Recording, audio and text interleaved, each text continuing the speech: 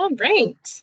Thank you so much for taking time out of your day to join me for my final presentation for PIDP 3340, Collaborative Learning in the College Classroom. For this presentation, I've decided to do evaluating group work as the topic. I just want to point out here my Creative Commons license, which means that you can share it and rework it as long as credit is given to the original author.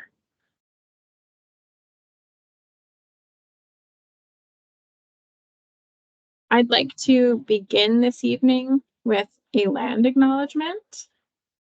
I am very blessed to live, work, and play on the traditional and unceded territory of the Silks Okanagan people. I live in what we call Kelowna, British Columbia. And this is a photo I took recently while I was walking my dog. I really do feel so blessed to get to live, work, and play here. And I am so grateful for the stewardship of the land of the Silks Okanagan people before we got here. I really love the Indigenous perspective of land, that we don't own the land, that we borrow it from our children, and the children 7 generations ahead of us, behind us. I'm not really sure how generations work, but the generations to come, I should say. So I just really encourage you also to consider how you can be a good steward of the land and how we can protect and preserve it for 7 generations to come.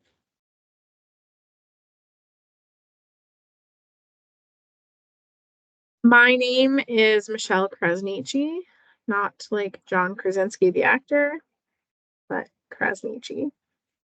I am an LPN, which is a licensed practical nurse for those not in healthcare. I've been doing that for about 14 years, and 2.5 years ago, I got into teaching. I now teach at Okanagan College, primarily in Kelowna, but also sometimes in Vernon. And I teach the HCA, or the Healthcare Assistant program. So we're teaching healthcare assistants so they can go out and provide good quality care within our health system.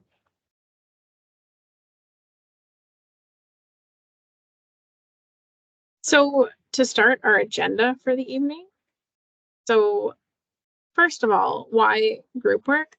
Just quickly, why would we choose group work? Why is it important? Then the what, how, who, and when of group work evaluation, and some changes that after doing this research, what I plan to implement in my classroom, and perhaps some tips that you can take into your classroom. This presentation will contribute to your learning outcomes 2 and 5 for PIDP 3340, Collaborative Learning in the College Classroom. And those outcomes are to explain how to structure individual accountability and positive interdependence in your classrooms, in your group work, and to describe evaluation strategies for cooperative learning activities. So why is group work important?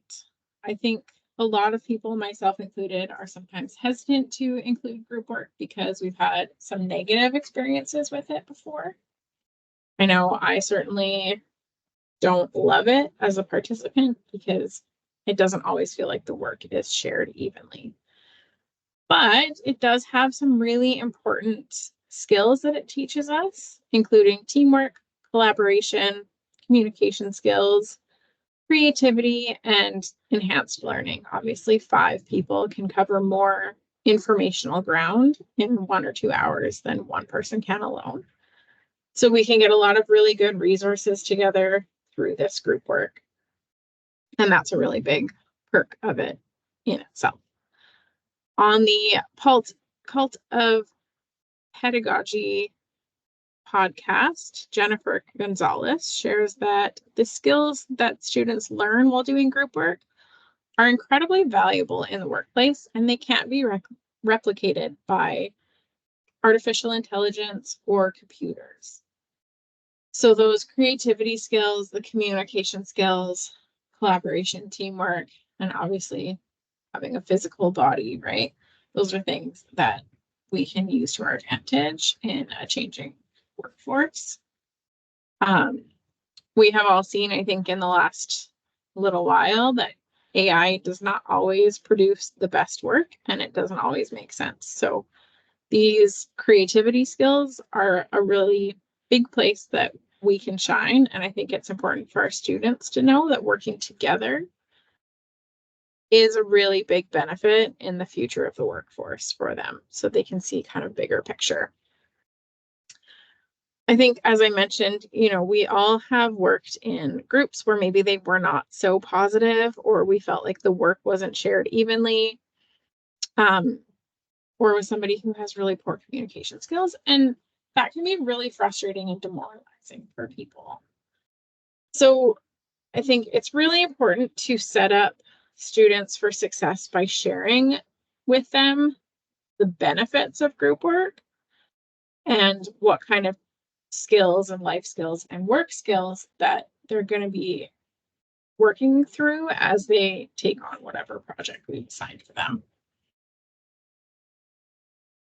So setting them up in advance with these benefits is really going to help them see value in what they're doing, because you may be met with some groans and sighs and rolled eyes when you present a group work project. I know I have been as well. So lots of benefits, but I think the students really need to be aware of the importance of it so that they can go forth and be successful. So now we get into how to evaluate group work. So when I was doing some of the research and looking through resources for this, a lot of them were really good, but kind of confusing, I found. They used a lot of really big educational buzzwords and just weren't that accessible. So my hope for this project is to really make this accessible and easy to follow and ultimately helpful. So we want to talk about what we're going to assess, how we're going to assign the grade, who does the marking or the evaluation. Is it the self? Is it the instructor? Is it a peer? Or perhaps a combination? And then when will the assessment or evaluation take place? And of course, a lot of us do that at the end. And we're going to explore whether that is the right time to do that.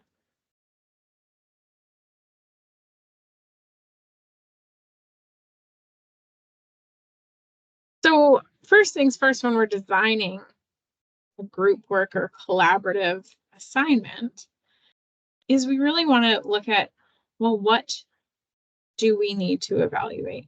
What needs to be evaluated in this course? So if you're a newer instructor like me, you may not have done some of this project design and this coursework design. And this idea of what to evaluate has really given me a clearer picture of, does it match with my learning outcomes or my course objectives?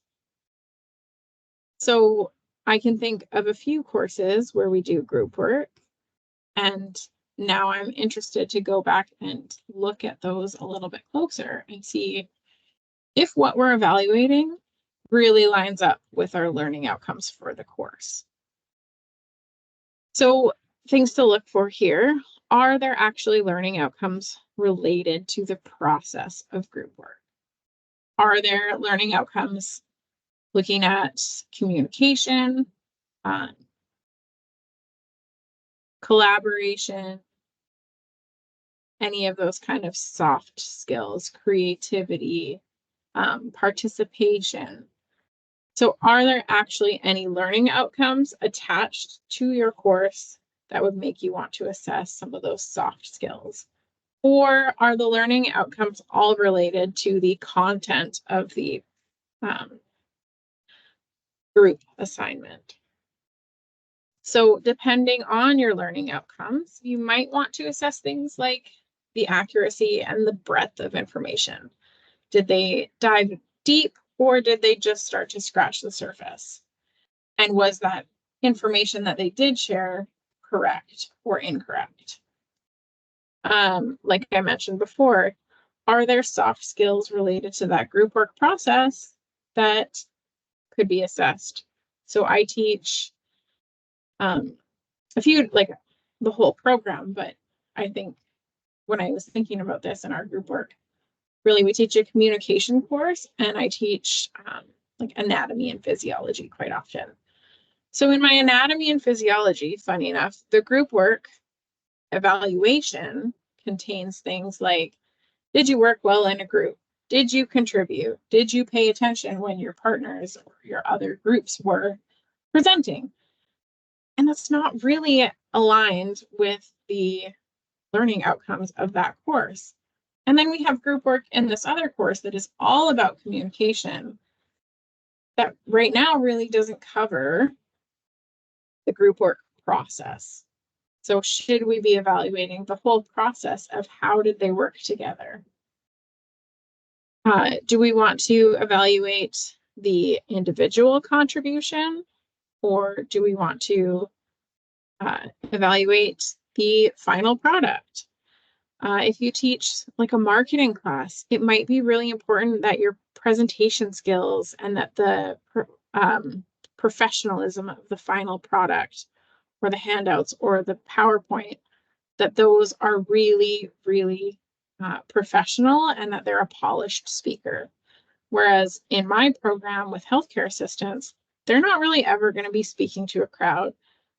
Professionally, they don't have to create PowerPoints or displays or posters or things like that. So really, if the final product is not that professionally laid out, is that something that I should be taking into consideration? Probably not.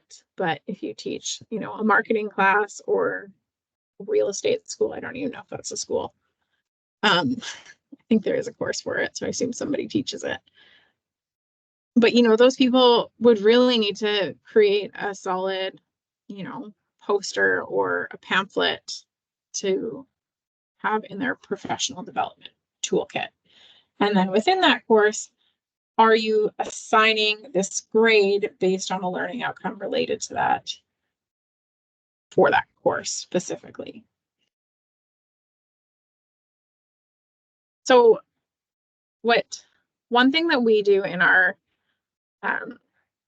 anatomy and physiology course that I really like is that when we go to a group project, we have each student research their topic in full, individually, before the groups come together to create a project. And the reason that we do that is because we really want to evaluate what that student knows. And I'll get into the nitty-gritty of that a little bit later. But they come together after they've created this whole list of information to create a presentation to share with the other classmates who don't have that topic. So each student becomes the topic master of their, or the master of their specific topic through individual work and collaboration, and they're evaluated on both. So we make sure that we evaluate what they know individually and how they presented it as a team. So we mark a little bit of that final product and a little bit of the individual contribution to that to make a total grade. Connie Hamilton was a guest on the Cult of Pedagogy podcast, and she shares that evaluating the final project or product as the only assessment method really doesn't give an accurate assessment of what each individual group member knows. I think we've all seen groups kind of take this divide and conquer method where you do the intro, I'll do this paragraph, you do this, and I'll do this conclusion, and I'll create the slides, you know, and they've divvied up that way. It doesn't really give each individual group member a good sense of the whole picture of that topic, right? So each student, when they divide it up like that, is not going to be meeting all of the learning outcomes related to that course or that project. So you might want to evaluate, as well as the final project, things like that individual worksheet that my course requires us to hand in and mark. You know, I think a lot of us are preparing now that we're doing our presentations for our final exit interview in this PIDP course. And that's another really intentional way to make sure that the students have covered each of the learning outcomes, because they need to be prepared to answer questions about all of the breadth of the information that they need to know.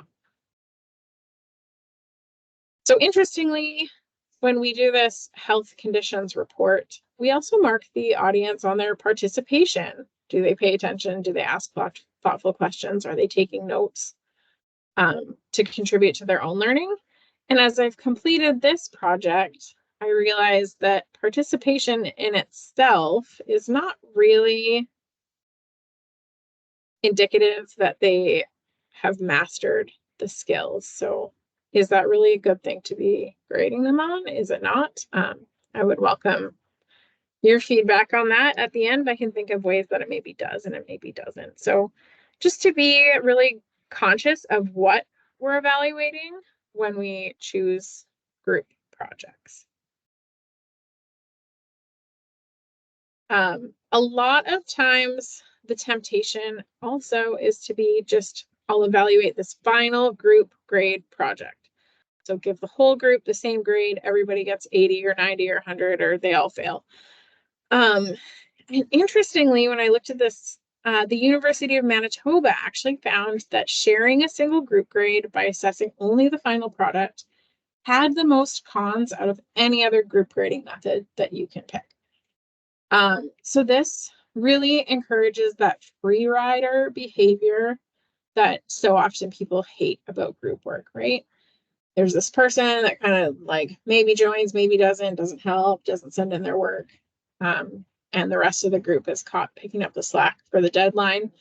And this freeloader is going to get the same final group grade without having really contributed. It doesn't recognize individual contributions when we only assess the final grade, or the final product of it. It might impair student motivation because they feel like they don't need to participate because they've got a smart student in their group, or because they don't want to put in their full effort because freeloader down here is going to get a part of their grade anyway. So why would they do extra work to give this guy a good grade? Some potential benefits of group work are likely to be lost, as I discussed earlier with the, divvying it up and then not getting a full exposure to the whole learning outcome. And then it can often be perceived as unfair by students for a lot of the reasons I just mentioned. So it actually has a lot of cons, and there's a lot of better ways to evaluate than just the final product. And I'll go into a little bit more of that in the coming slides. So then we move on to, how do we assess this? Is it a formal or informal assessment? Is it formative? Is it a summative assessment? Is this the group project that they're doing at the very end of the course, or is this like learning along the way? So we can give like formative feedback formally or informally.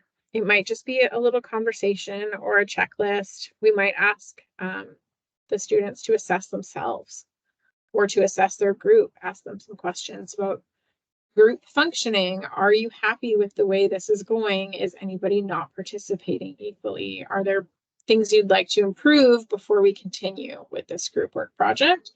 Or is everything going really well? And then we can also do our assessments in a number of ways.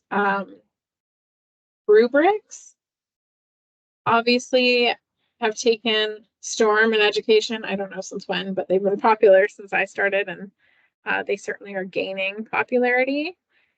Rubrics are great because they provide a lot of clarity to students about what's expected of them if they're well done. And again, these rubrics really have to go back to our learning outcomes. So if we're assessing a bunch of things that are not relevant to our learning outcomes, it's not really a sound assessment or evaluation. So we can do marking guides, very similar to a rubric, right? They have marking criteria. This is what you need to do to get a pass or a fail. And then obviously pass, fail, complete or incomplete. We can choose to assess. We can assign a letter grade or a percentage. It could even be a checklist. In some of my courses, we do like a skills checklist. Have you done, catheter care? So we're assessing along the way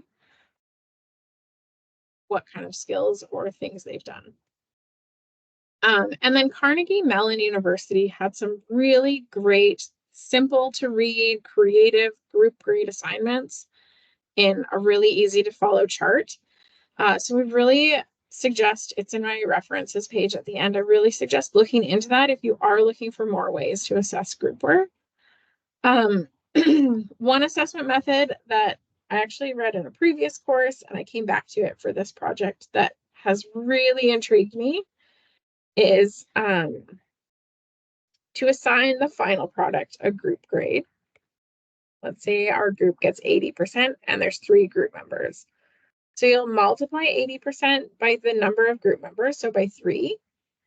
And then the group members actually have to dole out that amount of grades to the group as a whole to equal the 240. So if one member maybe didn't do as much to contribute, the group members might say, you don't deserve 80, you maybe deserve 60. And they'll assign the rest of the grades to the other members who maybe worked harder. So it might end up looking like 90, 90, 60, or 100, 140, or 190, 50 for each group member. So this method obviously needs to be reviewed and moderated by the instructor to ensure fairness. We don't want, friends ganging up to give themselves higher grades than their third peer. So there are some downfalls to it, and it could be seen as, unfair. But I think if you say you're going to do something like this and the students know in advance, an assessment like this could really encourage the students to participate more actively, to help each other more, and just to really focus on those collaborative skills that maybe we're not assessing because they don't line up with our outcomes, but we really want to encourage them to work well together. So as long as they know in advance, I think a lot of these kind of creative ways to assign group grades can be really helpful, and they have been shown to increase participation and get rid of some of that freeloading behavior that we see a lot in group work.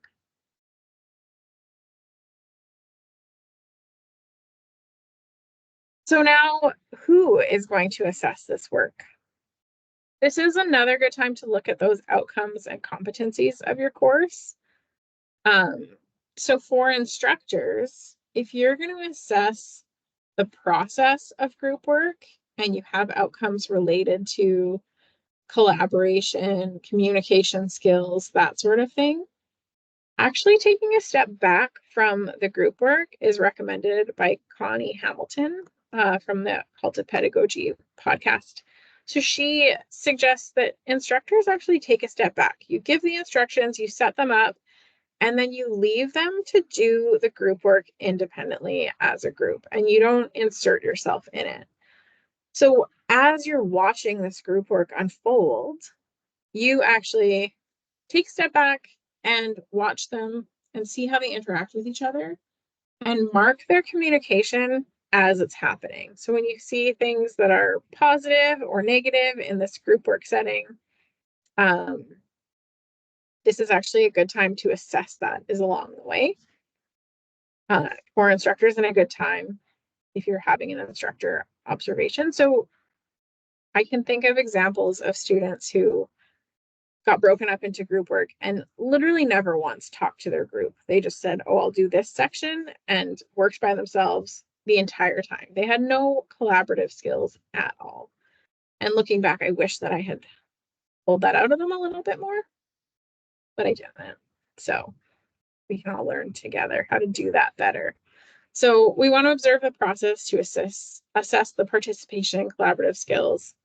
The Cornell University Center for Learning Innovation suggests that students who know that their peers will be evaluating them are more likely to share work evenly, which can help reduce some of that friction and strife of teamwork before it even starts. So we really can get ahead of it when we know that our peers are going to be evaluating.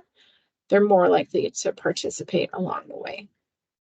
And self-evaluation is really critical in this group work process, because it's important for students to have a chance to say, am I participating to this group? Am I carrying my load of the work?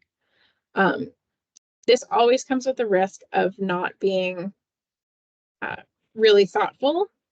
So you have to give some good prompts and good requirements if you're going to go the self-evaluation route. And of course, we can always use a combination of all three of these types of assessors or evaluators. So I think the instructor always has a role in assessment and evaluation. But I think in group work, especially, if the instructors are not seeing the whole process and we're wanting to mark pieces of the process, like communication and collaboration, then that peer and self-evaluation piece becomes really valuable.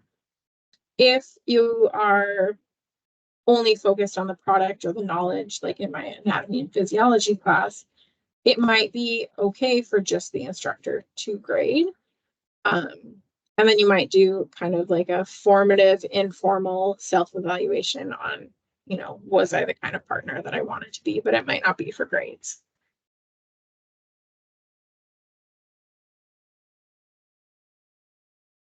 So then we also need to ask, when will these evaluations happen? I think a lot of us want to evaluate at the end, give that big group mark and be done with it. But really, if you're trying to assess soft skills, you might be impacted by what you choose to evaluate. So what are your learning outcomes and how long the project is? As I said in the last slide, our communication skills is really valuable to assess while the work is happening and while we're watching the students learn those collaboration and communication skills. So will you assess partway through? Will you do kind of a continuous evaluation, or are you only evaluating at the very end for the product?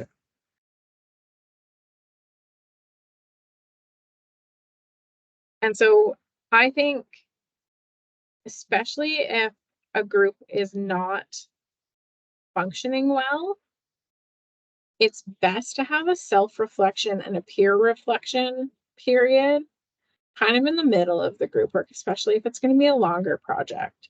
So break out after, if you're going to take 2 or 3 classes to do some group work, break out after the first class and have some time to set aside and say, what are we doing well?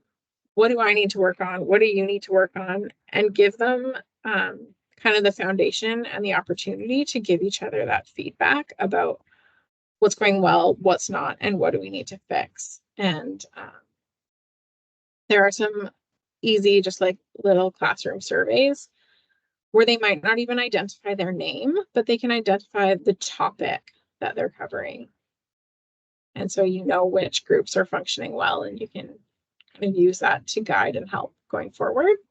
So if you're doing those soft skills, that's a great time to evaluate. It's not actually just at the end, but in the middle too. And then obviously the most common time is to evaluate at the end, the product of all of their learning.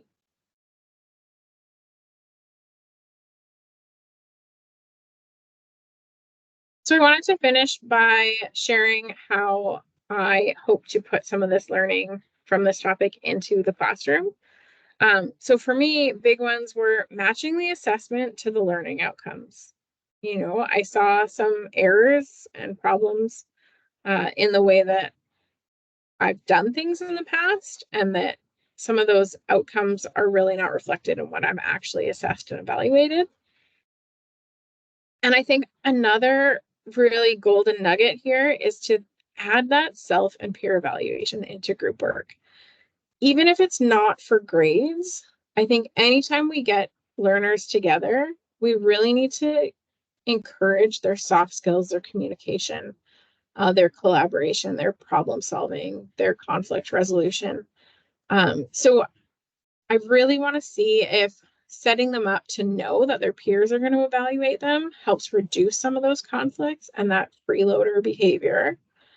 And then just to see how their evaluations of themselves and each other match up in that group work experience, and to see if it helps reduce some of that just like friction and strife that comes up in the classroom. Another thing that was really big for me is that setting students up to understand the benefits of group work and why we chose it for a particular assignment.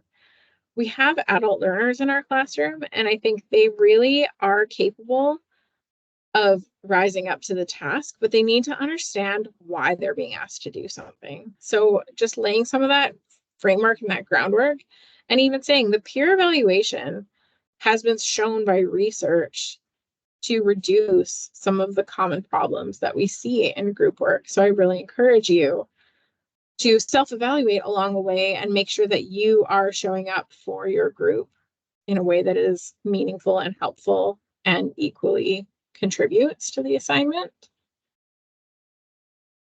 And then the last is really making sure that your rubrics are clear and helpful and really cover the breadth of the grades possible. I've worked with some rubrics that are not great. I think we all have. And I've worked with some really great rubrics, and I've worked with rubrics that are like go way too far and cover way too much information. And you're like, well, they did a really good job, but they didn't do, all of this in the 10 out of 10 column. So do they still get to get a 10 out of 10, even if that's what I feel like they deserve? So there is a fine line for what to include, and just to make sure that the headings or the sections of your rubric that you're grading really align with your course outcomes. So we really don't want in my anatomy and physiology class to be grading the professional look and feel of the project, because really what I want to know is that you understand that health condition. But your communication course might focus on the group work project and how you communicated and how you problem solved and how you dealt with conflict. So that might be a big piece of that rubric, is actually the process of the group work and not so much what you finally came up with. As I said, marketing courses or other courses where you would have to like create presentations and public speaking, that you might want to focus your rubric sections on public speaking, professionalism, look and feel. Did you come to class looking like you rolled out of bed, or are you professionally attired? Like those sorts of things might matter in that sort of classroom setting. So just make sure that what you're grading actually matters for what you're trying to assess. So here are my resources that I used for this. And ending with any questions. If you do end up watching this on YouTube once it's posted, you are welcome to ask questions there. I do check back every now and again. Is there anything you would like clarification about, or are you interested in implementing any of these assessment strategies into your own classroom group work? Thanks so much.